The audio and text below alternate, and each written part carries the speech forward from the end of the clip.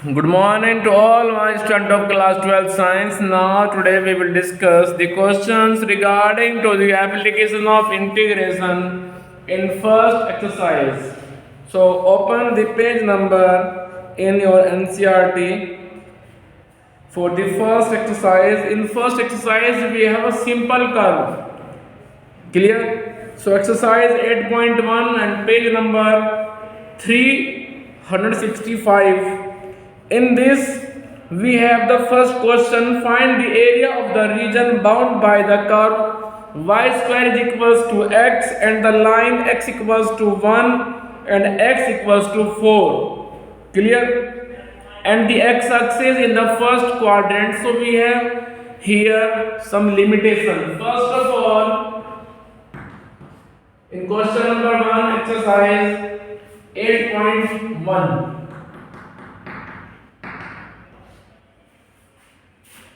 ठीक है, यहाँ पे कुछ एग्जाम्पल भी दिए हैं इससे पहले, जैसे कि एग्जाम्पल नंबर 1 देखिए आप page number 361 and here we have to find out the area of the circle.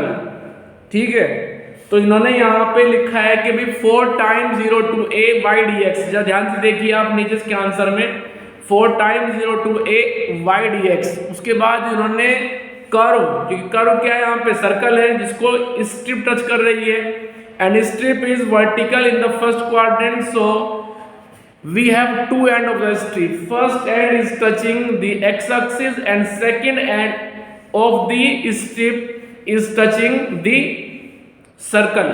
Clear?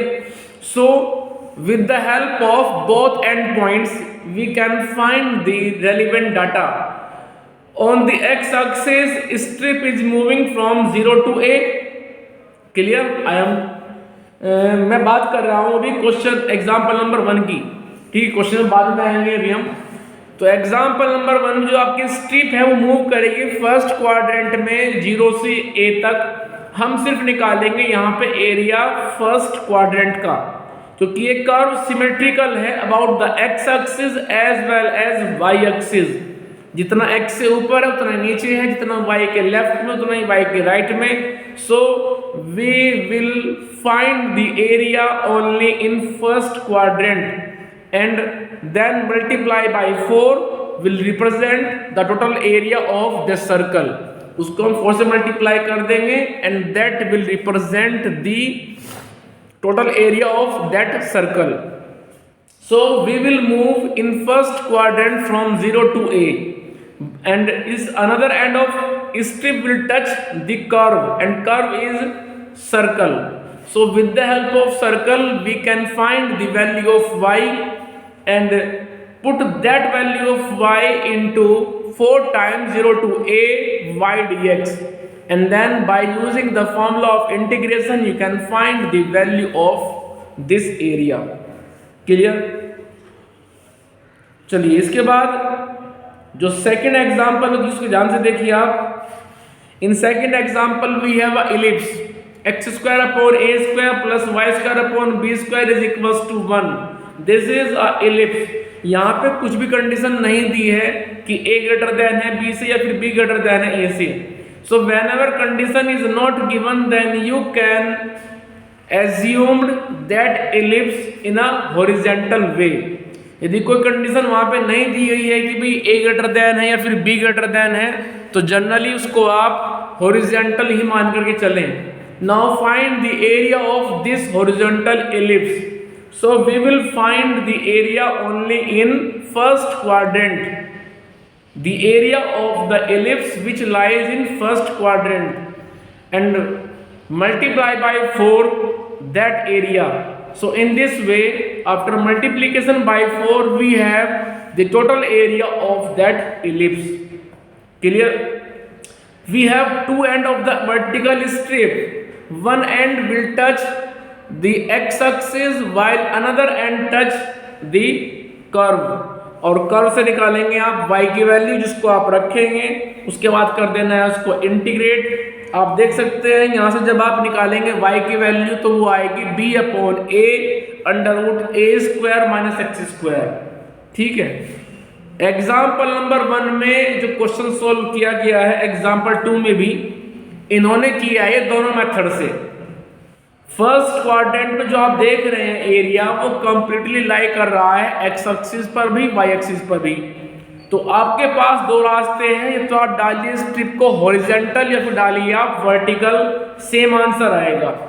यदि आप वर्टिकल डालेंगे तो एरिया आएगा वाई डी एक्स, जो मूव करेगा फर्स्ट एग्जाम्पल में 0 से a तक। और यदि आप डालेंगे स्ट्रिप को हॉरिजॉन्टल तो स्ट्रिप मूव करेगी वाई एक्सिस पर 0 से a तक, और तब स्ट्रिप का एरिया आएगा x d y. So in example number 1, if you are drawing the strip in a horizontal way, then required area will be 4 times from 0 to a. This limit will be on y-axis, means y equals to 0 to y equals to a, x dy. Now here we have to find out the value of x from the equation of circle and write down into the integration, then integrate that, and after the integration you should put the lower value as well as upper value, and that will be your required area of that circle. Clear? तो इस तरह से आप उसको करेंगे। ऐसे ही example 2 में भी हुआ है। एग्जाम्पल 2 में इन्होंने स्ट्रिप को डाला है हॉरिजॉन्टल वे में, और हॉरिजॉन्टल जो स्ट्रिप है वो मूव करेगी वाई एक्सिस पर फ्रॉम 0 टू b, क्योंकि आप जानते हैं कि जब एलिप्स हॉरिजॉन्टल होता है तो उसका मेजर एक्सिस होता है x axis, while y axis will be only minor axis. So a comma 0 minus a comma 0 will be the vertex on x axis, and 0 comma b and 0 comma minus b will be the vertex of y axis. And strip in the first quadrant will move from y equals to 0 to y equals to b. So this is the value of limit, and by the equation of curve you can find the value of x, because whenever we draw the ellipse horizontal way, then we have the area of strip will be x dy, and x dy will be moved along the y axis from 0 to b. So this will be 4 times of y equals to 0 to y equals to b x dy. Now replace the x in terms of y with the help of equation of curve. Find the value of x from the curve and replace here. Clear? तो ये तो आपके पास में हुए simple curve. उसके बाद example दे सकते हैं आप 3। एग्जाम्पल 3 में एक पैराबोला है x² is equal to 4ay, और जिसका एरिया बाउंड हुआ है with the help of a line y equals to 4 and which will be parallel to x axis. Remember always y equals to a, it will be parallel to the x axis, while x equals to a will be parallel to y axis. So y equals to 4 is the line which is parallel to x axis. So we have to calculate the area bound by the line and bound by the curve. So we have this symmetry about y axis, y के left में और y के right में आप ध्यान से देखिए symmetry बन रही है। ये जो एरिया है ये कंप्लीटली टच कर रहा है केवल y एक्सिस को, x एक्सिस को टच नहीं कर रहा है। तो हम यहाँ पे स्ट्रिप डाल देंगे हॉरिजॉन्टल, और ये हॉरिजॉन्टल स्ट्रिप मूव करेगी y एक्सिस के along from 0 to 4, y equals to 0 से लेकर के y इक्वल्स टू 4 तक, जो कि ऊपर आ गई वो स्ट्रेट लाइन जो कि पैरेलल है x एक्सिस के।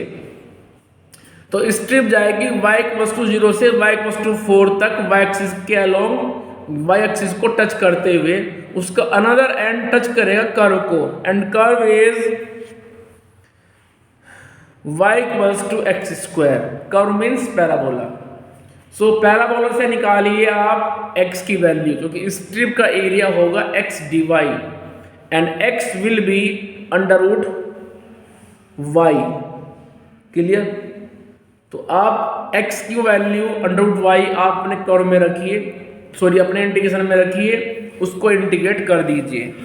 इसमें यहाँ पे एक बात और भी है, यदि आपको यही एरिया निकालना है अलोंग द एक्स एक्सिस, जरा आगे चलिए, पेज नंबर देखिए आप 364। यहाँ पे स्ट्रिप आप वर्टिकल भी डाल सकते हैं, बट उसमें क्या होगा जरा सुन लीजिए। ये तो हो गई y = 4, ये हो गया हमारा पैराबोला। हमें केवल फाइंड करना है ये एरिया, ठीक है। ये एरिया डबल होगा फिर इस एरिया का, तो हमारा मेन मोटिव तो इसको निकालना है, ठीक है। लेकिन ये एरिया जो हमें निकालना है, यदि इसको आप निकालना चाहते हैं वर्टिकल स्ट्रिप से तो निकाल सकते हैं। कैसे निकाल सकते हैं जरा सुन लो। सबसे पहले हम क्या करेंगे, ये जो इंटरसेक्शन पॉइंट है इस कर्व का लाइन के साथ हम डालेंगे यहां से परपेंडिकुलर नीचे की तरफ, ठीक है। अब हम डालेंगे वर्टिकल स्ट्रिप, एक बार तो निकालेंगे हम ये कंप्लीट एरिया, और स्ट्रिप टच करेगी उस वक्त इस स्ट्रेट लाइन को, इस तरह से वो टच करते हुए चली जाएगी, ठीक है। हम निकालेंगे यहां से यहां तक का एरिया अंडर द लाइन, उसके बाद निकालेंगे फिर हम इस कर्व के नीचे का एरिया। ये स्ट्रिप जाएगी इस बार भी vertical from 0 to this point. ये पॉइंट अभी हमारे पास नहीं है, बट इसको हम निकाल लेंगे। कैसे? इस पॉइंट में उतना ही x पार्ट होगा जितना इस पॉइंट में x पार्ट होगा, तो हम निकालेंगे इस पॉइंट को। This is the intersection of y = 4 and second curve is parabola, so it is the point of intersection parabola with the straight line y = 4. After finding this point, इस point में जितना x part होगा उतना ही x इधर होगा, तो उसके बाद स्ट्रिप जाएगी फिर 0 से लेकर के इस पॉइंट तक इस कर्व को टच करते हुए। समझ में आ रहा है कुछ? एक बार तो स्ट्रिप जाएगी वर्टिकल वे में 0 से लेकर के यहां तक इस लाइन को टच करते हुए, ठीक है। दूसरी बार में हम ऊपर तक एरिया नहीं निकालेंगे, हम सिर्फ निकालेंगे इस कर्व के नीचे नीचे का एरिया, दिस एरिया। उस वक्त स्ट्रिप जाएगी 0 से लेकर के इस पॉइंट तक और टच करेगी इस कर्व को, मींस पैराबोला को, इंस्टेड ऑफ स्ट्रेट लाइन। तो हमें जब कोई टचिंग कर्व बदलता है, देखो लिमिट तो दोनों एरिया में सेम रहनी है 0 से लेकर के यहां तक, सिर्फ आपको जो टचिंग कर्व है वो चेंज होगा, जो कि यहां पे टच होगी लाइन और यहां पे टच होगा कर्व। अब जो टचिंग कर्व होता है उसका काम क्या होता है? टचिंग कर्व का सिर्फ काम होता है x dy है तो x को रिप्लेस करना, और y dx है तो y को रिप्लेस करना। टचिंग वर्क का सिर्फ काम इतना होता है कि जो आप इंटीग्रेशन कर रहे हैं वहां पे x dy होगा या फिर y dx होगा।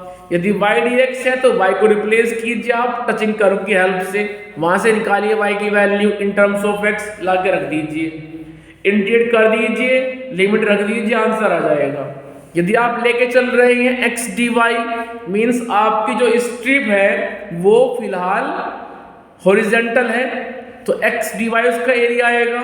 तो x dy में जो x है उसको रिप्लेस करेंगे आप with the help of touching curve. कैसे? आप टचिंग कर्व से निकालेंगे x की value in terms of y, ला करके रखेंगे, इंटीग्रेट कर लेंगे, आंसर आ जाएगा, लिमिट रख देंगे। तो टचिंग कर्व का सिर्फ काम होता है इतना कि जो आप x dy लेके चल रहे हो, y dx लेके चल रहे हो, उसमें से x y को हटाना, ठीक है। जिस एक्सिस पे वो खिसकती है स्ट्रिप, मूव करती है, वहां से आपको लिमिट्स मिलती हैं, lower limits as well as upper limits, जिसको आप रखते हैं और सोल्व करते हैं। तो हमारा जो इसमें इस क्वेश्चन में मेन टास्क होगा, हम पहले निकालेंगे अपना complete area under the line y = 4। उसके बाद उसमें से हम कर देंगे सबट्रैक्ट वो एरिया जो इस कर्व के नीचे लाई कर रहा है। ठीक है, ये एरिया हम कर देंगे सबट्रैक्ट, तो रिक्वायर्ड एरिया आ जाएगा। ठीक है, दोबारा फिर सुन लीजिए।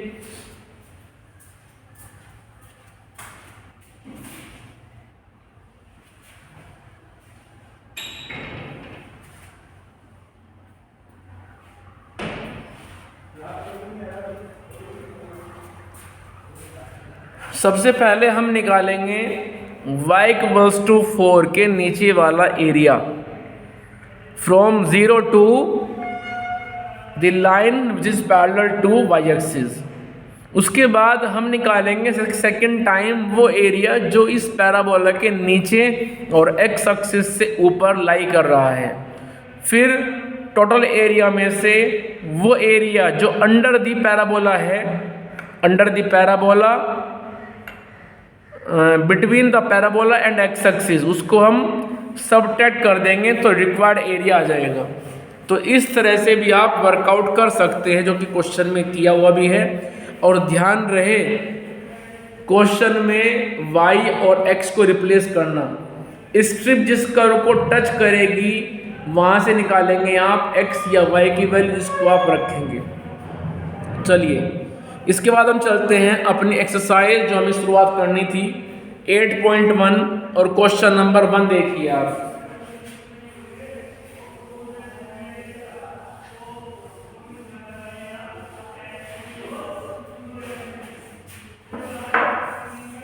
क्वेश्चन नंबर 1, क्वेश्चन नंबर 1 जो इंफॉर्मेशन है y² = x, second is line x = 1, x = 4, और उसके बाद दिया है x एक्सिस इन फर्स्ट क्वाड्रेंट।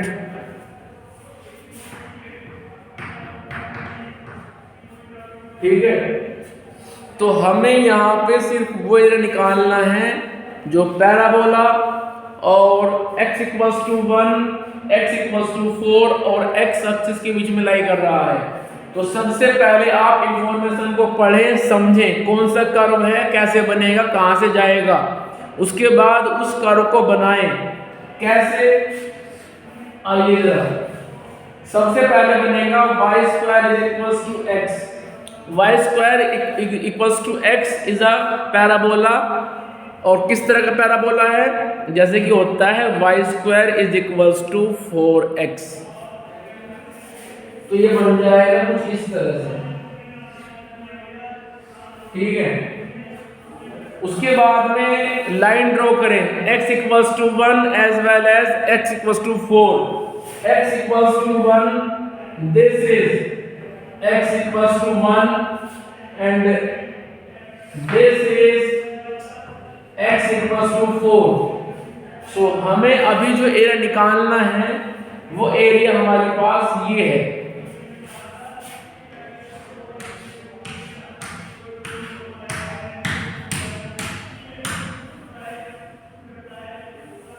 ये एरिया है जो हमें निकालना है।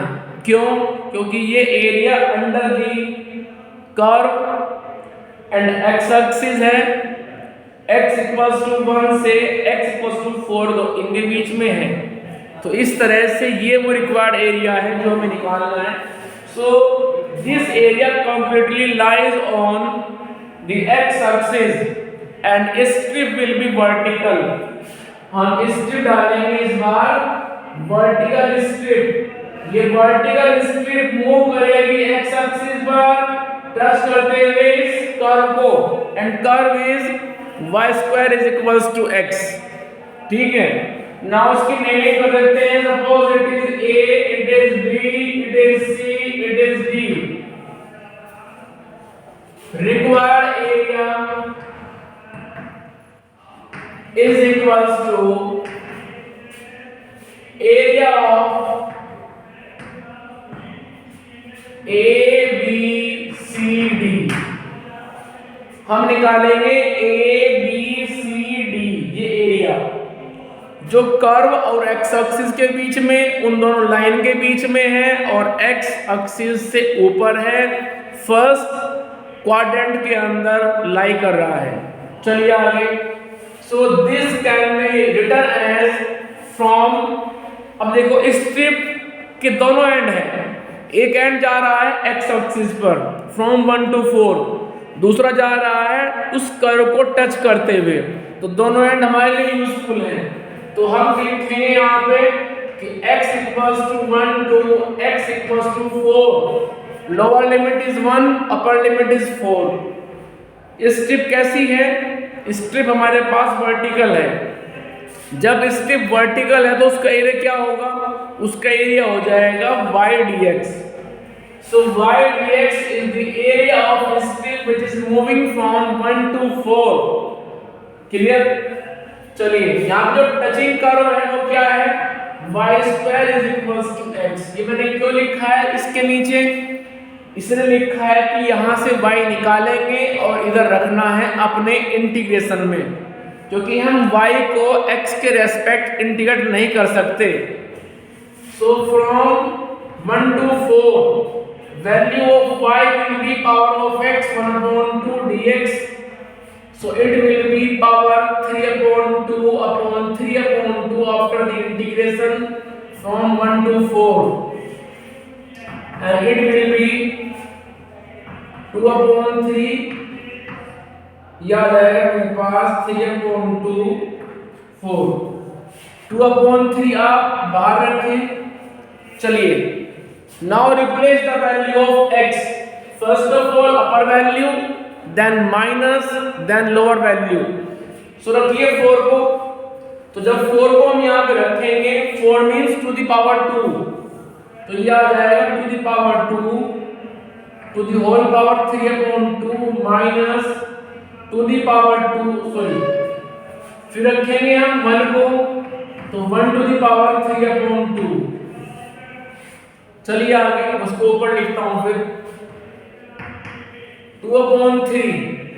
अब देखो जो पावर की पावर होती है तो मल्टीप्लाई होगी, so 2 will be cancel out from the 2 we have to the power 3, result is 8, और 1 टू द पावर 3/2, अब 1 की पावर तो कितने भी हो तो 1 रहता है, you know very well. So 8 minus 7 result, sorry 8 minus 1 result will be 7। So answer is 14/3 square unit.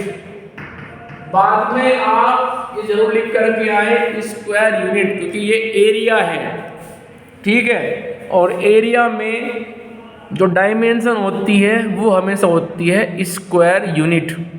So 14/3 is the required area of the region ABCD which lies between the two parallel line, curve and x-axis in first quadrant। in similar way question number 2, question number 2 आप अपने आप कर लेंगे, ऐसे ही है। Question number 3 ये भी ऐसे ही है, बस इतना फर्क हो गया कि यहाँ पे क्वेश्चन नंबर 1 में जो पैराबोला था वो x एक्सिस के पॉजिटिव वे में ओपन हुआ था, क्वेश्चन नंबर 3 में जो पैराबोला है वो towards the positive way of y axis उधर ओपन होता है। चलिए क्वेश्चन नंबर 4 and 5 ये दोनों एक जैसे क्वेश्चन है, मैं क्वेश्चन नंबर 4 करा रहा हूँ और क्वेश्चन नंबर 4 होगा एग्जाम्पल 2 की तरह से, ठीक है, जैसे कि एग्जाम्पल 2 था, बस एग्जाम्पल 2 में आपको a और b दिया हुआ था, वहां पे था स्टैंडर्ड कर्व कि x² + y² + b² = 1, ठीक है। लेकिन जो ये मेरे पास में क्वेश्चन नंबर 4 है वहां पे a और b की वैल्यू गिवन है, ठीक है।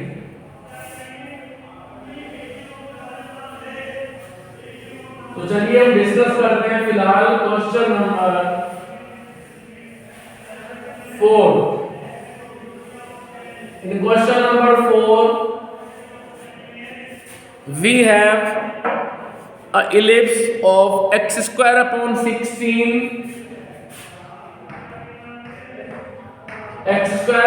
16 plus y square upon 9 is equal to 1। ये मेरे पास में इलिप्स है।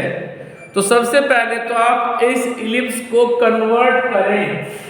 इसकी एक होती है स्टैंडर्ड फॉर्म, तो इसके फॉर्म में कन्वर्ट करें आप इसको। कैसे? X square upon 4 square plus y square upon 3 square is equal to 1। इस तरह से इसको आप कन्वर्ट कर लीजिए।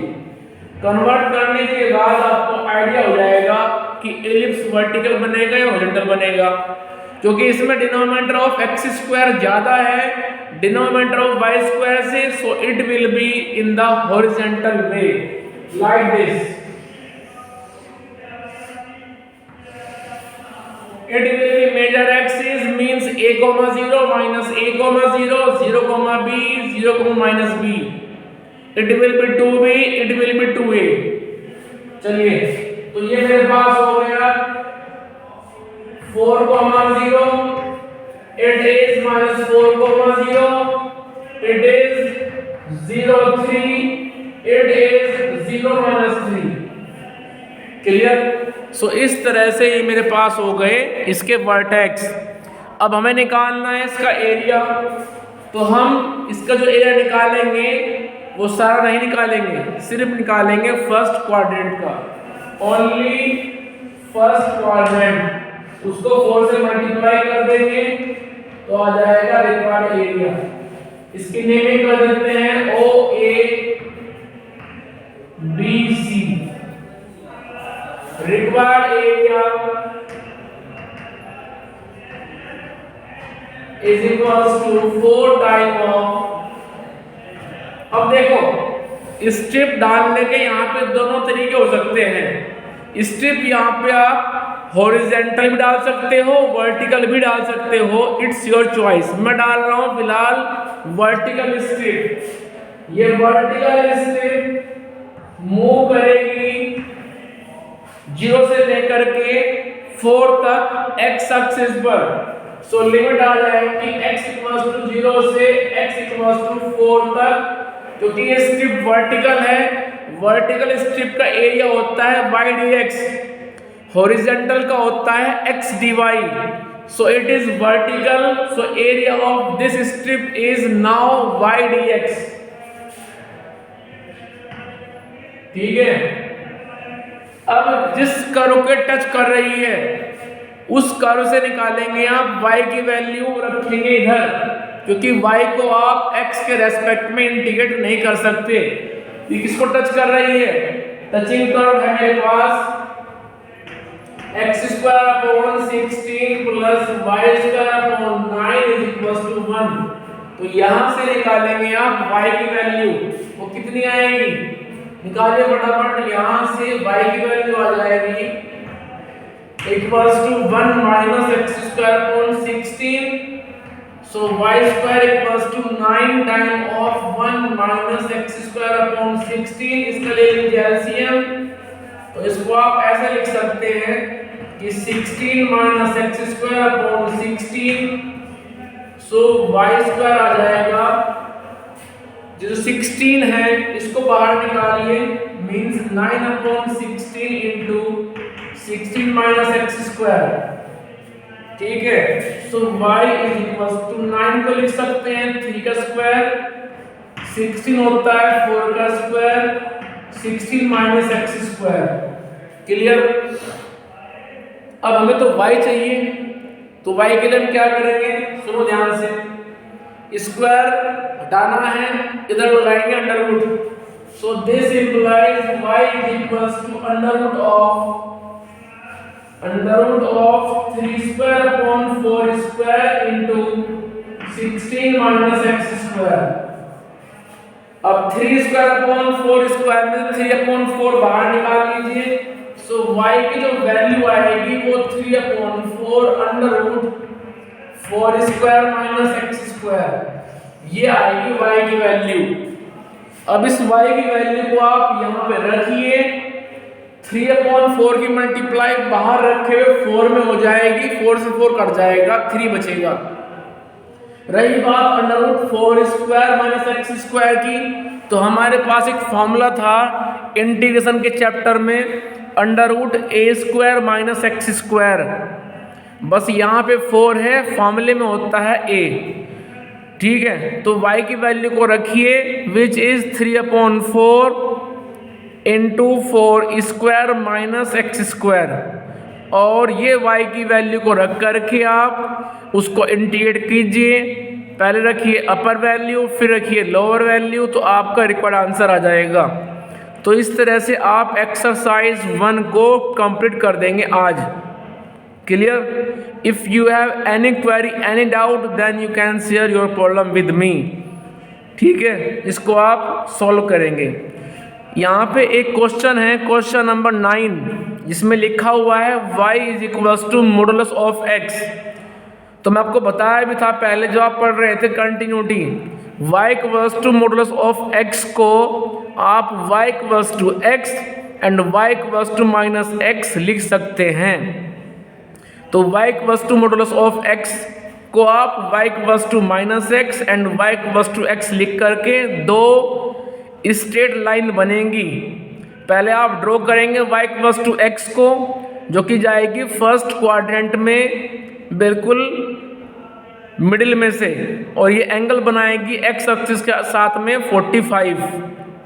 जो दूसरी लाइन है y is equals to minus x, ये जाएगी सेकंड क्वाड्रेंट में से, सेकंड और फोर्थ में चली जाएगी मिडिल में से, और ये एंगल बनाएगी x एक्सिस से एंटी क्लॉकवाइज वे में 135 का। ठीक है, दोनों लाइन पास होंगी ओरिजिन से ही, क्योंकि इनमें कोई कांस्टेंट पार्ट नहीं है। So y equals to modulus of x को आप ड्रॉ कर लेना। y equals to modulus of x जो लाइन है वो ऐसे जाएंगी इस तरह से। ठीक है, ये हो गई y इक्वल्स टू x और ये हो गई y equals to minus x। Clear? तो इस तरह से आप अपने क्वेश्चन करेंगे। एक्सरसाइज 1 को पूरा कर लेना है, वो आपकी आज की टास्क है। And if you have any problem in any question of exercise, then you can share your problem with me anytime, anywhere on the WhatsApp or by call. Clear? चलिए बाकी हम डिस्कस करेंगे नेक्स्ट वीडियो में।